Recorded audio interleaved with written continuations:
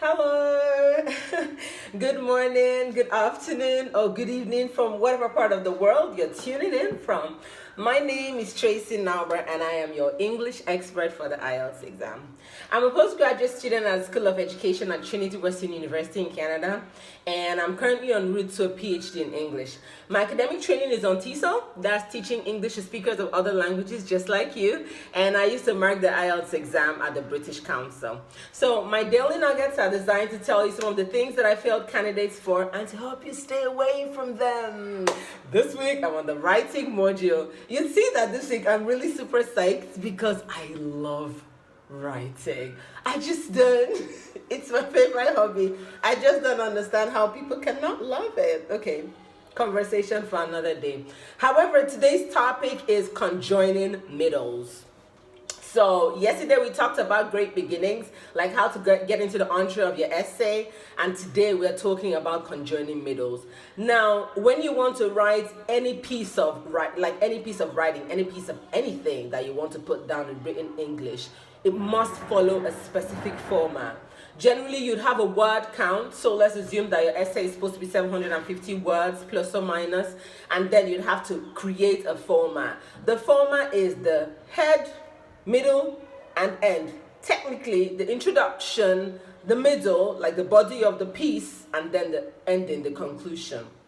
Now, we talked about writing great beginnings yesterday, and today I am talking about conjoining middles. I used conjoining to qualify the noun middle in this case because I wanted you to imagine the relationship between Siamese twins or children conjoined at birth. Yes, basically either fraternal twins or identical twins that are conjoined at birth. You'd recall or you'd notice that a lot of drama surrounds their birth. When they come out, there's a lot of testing, a lot of questions answered and asked, a lot of things surrounding the fact that, okay, we need to separate these people because they are not together. And because the process of separating them is so complicated that only the best neurosurgeons in the world can actually do this, okay, like Dr. Ben Carson and all. That concept of being very particular about separating them shows that the way that they are joined means that they are joined in a seamless manner. Almost like as if they are not two people, they are one. This is how I want you to understand the beginning and the end of your essay. Your introduction, your topic sentence must tie in with your conclusion, which I'm going to handle tomorrow. And the middle is all that does it. The middle is that part of the twins that are conjoined that you can't just take a knife and tear apart. You have to be very gentle in the way you do it. In the same way, you have to be flawless, easy, and your middle has to be fluid. I think that that's the best adjective to use to describe your middle. It has to be fluid. It has to ease in and ease out. We shouldn't know that you've done a ha, like a forceful kind of joining. No, it has to be fluid. It has to take its time to blend in. Now, yesterday I gave you an example of my opening sentence. My opening sentence was the fact that the Calabar Christmas Carnival is the best street party ever. After defining all of that, like what the Calabar Christmas Carnival is, the history about it, the definition on where it happened, in my middle, I'm now going to talk about that experience. So I'm going to say something like, I recall that during the Christmas Carnival, there were lots of events. Every day had a different schedule for something going on. And aside that, we also had different performances by different people in the cultural community where the festival happened.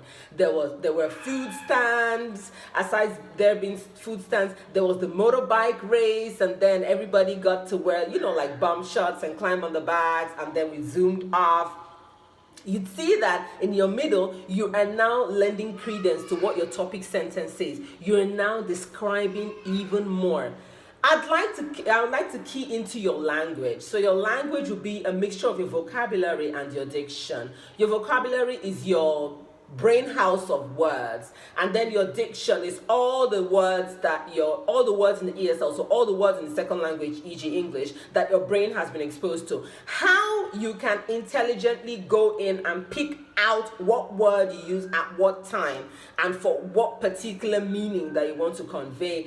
That's what I refer to as your brain power, as your writing bank of words. You need to be intentional with the way that you do this. You need to pick words that suggest a formal tone if it's a formal essay, and then pick words that suggest a relaxed tone if it's a relaxed essay. For instance, if it were an academic writing that I were doing and it was talking about the effects of multivitamins on the body, if I wanted to quote a scholar, I would say something like, Vanderbeen posits that Vanderbeen argues that multivitamins, when consumed at a certain time of the day, are more effective than when consumed at the end of the day. You'd see that that is a formal, serious, like straight-on cut kind of sentence. But that's not what you need if you're writing something involving the Calabar Carnival, because you're talking about describing a street party. You're not going to say Tracy or the governor of Cross River State posits that or argues that the bike sessions will happen at so. No, you're most likely going to use language that is flowery, language that is flattering as well, and language that suggests a relaxed tone, because by people reading that essay, you want them to think about the party as their own street party. You want them to long for the party. You want them to attend the party. You want them to miss it so much so that they travel into your examination script with you. And at the end of the essay, they're like, I want to go to the Calabar Christmas Carnival party. So you'd use relaxed words like, on the first day of the carnival, we took a long walk on the street admiring the flora and the fauna of Calabar town, and there were many ladies dressed like peacocks and birds, and they looked all flattering, and I took pictures with one or two of them. This is how you want to use your words. Also, I'd advise that you stay away from verbose English. So verbose English means when you use very heavy words, like words that when someone reads it, they have to go and get a dictionary and open it up. Except you're doing a scientific piece of writing, except you're doing like a really seriously researched academic piece of writing, I'd really advise that you stay away from verbose words. I'll give an example. Verbose words could be something like when you say argue is easier to understand because people, get that it's popularly used. When you say contend, people then wonder, oh, okay, am I sure about that? Did she say content or content or content? And then they quickly reach for a dictionary to clear. What you want to do with your writing is you don't want to use words that are too big, too bogus, too verbose. Keep it simple. You want your reader to enjoy reading it. You don't want them to pause at every minute to go into a dictionary just to figure out what you're saying. That would defeat the whole purpose of you writing to entertain. So think about that the next time you try to create an amazing middle for your essay. And how time flies. Okay, so this Sunday, as I said, I'm having my Q&A session on Instagram. I'd like to invite you to my IG Live session. It's the 1st of November 2020, and I'll be answering all your IELTS-related questions on Instagram. It's 7 p.m. West African time, so that's 7 p.m. GMT +1.